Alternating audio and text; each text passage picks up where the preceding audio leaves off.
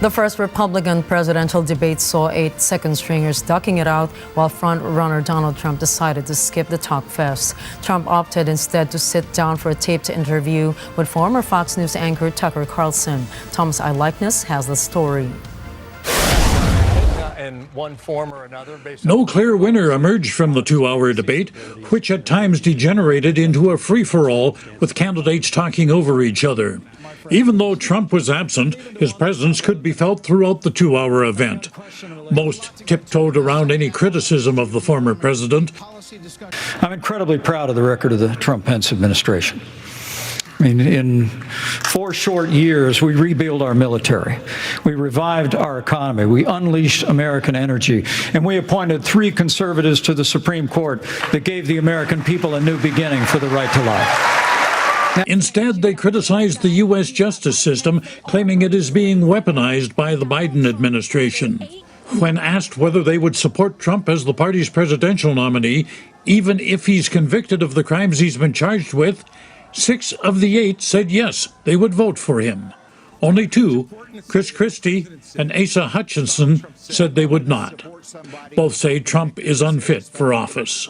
Martha, it's important to say that the president said, Donald Trump said, it's okay to suspend the Constitution. Now, the oath you take is to preserve, protect, and defend, not suspend. I will always stand up for our Constitution, regardless of the political pressure. I'm not going to support somebody who's been convicted of a serious felony or who is disqualified under our Constitution, and that's consistent with RNC rules. Ron DeSantis, who's been viewed by many as an alternative to Trump, has so far failed to gain much traction with Republicans. He has just over 15% support, well behind Trump's 52%. His performance Wednesday did little to differentiate him from the rest of the crowd. This election is not about January 6th of 2021. It's about January 20th of 2025, when the next president is going to take office. I know what the Democrats would like to do.